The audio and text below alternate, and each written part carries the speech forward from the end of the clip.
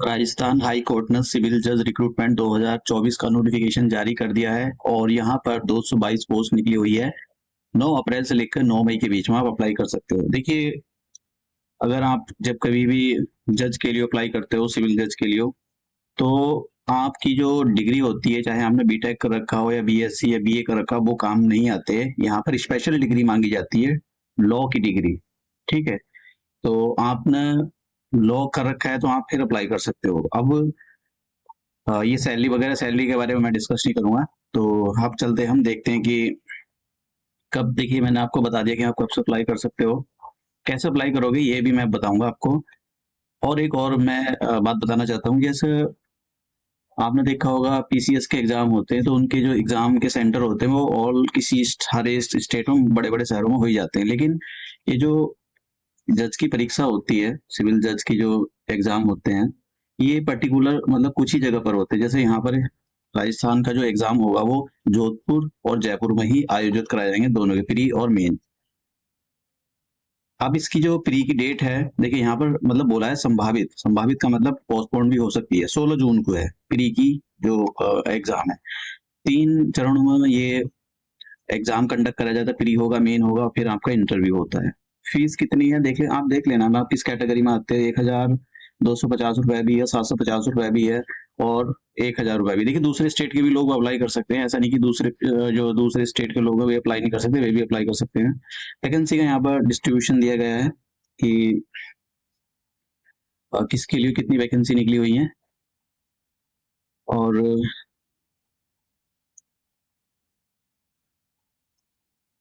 अब देखिए यहाँ पर ये लिखा हुआ है कि जो मिनिमम एकेडमिक क्वालिफिकेशन क्या होनी चाहिए। या तो फिर आपने इंटीग्रेटेड प्रोग्राम कर रखा हो, 5 साल का इंटीग्रेटेड प्रोग्राम होता है। Bachelor degree of the law, ठीक है, ऑफ एनी यूनिवर्सिटी टाइप, मतलब आपने चाहे कैसे भी कर रखा है, आपने जो है बैचलर डिग्री ऑफ लॉ होना चाहिए। मतलब कैसे भी नहीं, वाला रेगुलर होते हैं। और यहाँ पर बोला कि भाई ये कोई हिंदी की जो है नॉलेज अच्छी होनी चाहिए। राजस्थान का जो कल्चर है, कस्टम है, उसके बारे में आपको पता होना चाहिए, क्योंकि इंटरव्यू होगा तो हो सकता है दूसरे स्टेट वालों से वो सारी चीजें पूछे। एज के बारे में बात करते हैं। 21 साल मिनिमम एज है और मैक्सिमम एज 40 ईयर्स है। और एज की कैलकुलेशन 1 जनवरी 2025 के अकॉर्डिंग की जाएगी।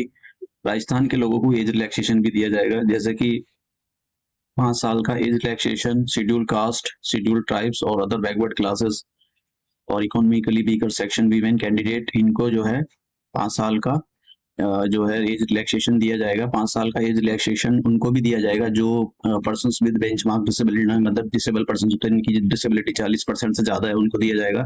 आपका जो कैरेक्टर है वो अच्छा होना चाहिए। देखिए, कैरेक्टर इसमें जरूरी होता है, क्योंकि अगर पता लगा कोई फ्रॉड टाइप का बंदा चला गया, सिविल जज बन गया, तो फिर तो वो वहां पर जाकर करप्शन ही करेगा। तो जैसे मैंने कहा, 3 फेज में इसका एग्जाम होता है। और जो प्री होता है उसकी मेरिट में कोई रोल नहीं होता। मेरिट उसके हिसाब से ही बनती है। अब देख लेते हैं। देखिए, प्री आपका ऑब्जेक्टिव टाइप का होगा, मेन सब्जेक्टिव टाइप का होगा, पेन पेपर वाला पेपर होगा, फिर आपका इंटरव्यू होगा। अब यहाँ पर सिलेबस के बारे में, प्री का सिलेबस के बारे में देख लेते हैं। देखिए, हिंदी हिंदी से क्वेश्चन पूछे जाएंगे यहाँ पर। और देखिए यहाँ पर सेम एज द प्रिस्क्राइब, मतलब जो लॉ से क्वेश्चन होंगे, जो पेपर 1 है लॉ का, पेपर 2 है मेन का, उसी से आपके प्री के क्वेश्चन पूछे जाएंगे। हिंदी का सिलेबस दे दिया यहाँ पर, इंग्लिश का सिलेबस दे दिया, टेंसेस, आर्टिकल्स, डिटरमाइनर्स, ये सारे आएंगे आपके। अब देखिए यहाँ पर मेन के सिलेबस के बारे में बात करते हैं। मेन का जो लॉ का पेपर होता है, 2 पेपर होते हैं, पेपर 1, पेपर 2। पेपर 1 100 मार्क्स का होगा, पेपर 2 भी 100 मार्क्स का होता है। 3-3 घंटे का टाइम मिलता है। लैंग्वेज के पेपर की बात करते हैं हम, तो पेपर ये हिंदी का, इसमें ऐसे लिखना होता है 50 मार्क्स का, 2 घंटे का टाइम मिलेगा। फिर उसके बाद में पेपर सेकंड होता है इंग्लिश का, और इसमें 50 मार्क्स का होता है, 2 घंटे का टाइम मिलता है। इंटरव्यू होगा आपका 35 मार्क्स का। तो इन्हीं के अकॉर्डिंग आपकी जो मेरिट तैयार होगी, उसी मेरिट के यहाँ पर पेपर दे दिया लॉ उसका कि भाई code of the civil procedure 1908, constitution of India, Indian contract act 1872, ये सारी चीजें आपसे पूछी जाएंगी। लॉ का पेपर से, लॉ जो पेपर से है उसका दे दिया। यहाँ पर the code of the criminal procedure, ये तो पूछे ही जाते हैं ये। और यहाँ पर लैंग्वेज के पेपर में क्या क्या पूछा जाएगा, इंटरव्यू हो गया यहाँ पर, उसी के हिसाब से आपकी। अब देखिए, और तो कुछ नहीं है इसमें। एक और चीज है, अगर आपको कोई हेल्प चाहिए किसी भी टाइप की इनसे, तो यहाँ पर इन्होंने अपना हेल्पलाइन नंबर दिया हुआ है, आप इनको कॉल कर सकते हो अगर ये उठा पाए तो। लेकिन याद रखना, जब भी वर्किंग टाइम है उसी टाइम करना, कभी पता लगा आप रात को फोन करना बैठ जाओ। तो अब देखिए, ये राजस्थान की ऑफिशियल वेबसाइट है और यहाँ पर नीचे देख रहा होगा रिक्रूटमेंट पर क्लिक कर देना है आपको। और देखिए ऊपर लिखा हुआ है सिविल जज कैडर 2024, तो इस पर क्लिक कर देना है। अगर आपको जैसा मैंने नोटिफिकेशन आपको दिखाया है ये पीडीएफ की फॉर्म का यहाँ पर, और देखिए ये इसमें यहाँ पर एक सेकेंड, हाँ, अगर आप यहाँ पर मतलब आपने इस वाले इस पर गया तो ये नीचे वाले जो लिखा हुआ है तो एडवर्टाइजमेंट खुल जाएगा आपके सामने इस टाइप का, ठीक है, जो मैं भी आपको दिखा रहा हूँ। और आपको गाइड चाहिए कि भाई कैसे भरना है, तो ऊपर वाले पर इंस्ट्रक्शन पर क्लिक कर देना, तो आपके सामने ऐसा फॉर्म आएगा कि भाई कैसे कैसे भरना है फॉर्म। मतलब उसमें यहाँ पर इंस्ट्रक्शंस दी गई हैं, जैसे मैं आपको दिखा देता हूँ। इसमें सारी चीजें कैसे फॉर्म भरना है, और देखिए यहाँ पर ये आ गया, ये सारी इंस्ट्रक्शंस दी गई हैं, ये फॉर्म आ गया यहाँ पर। तो आप जो है इस गाइडेंस को, इसकी इनकी जो गाइडलाइन है, सॉरी ये जो एक टाइप की गाइडेंस है, इसको आप देख सकते हो।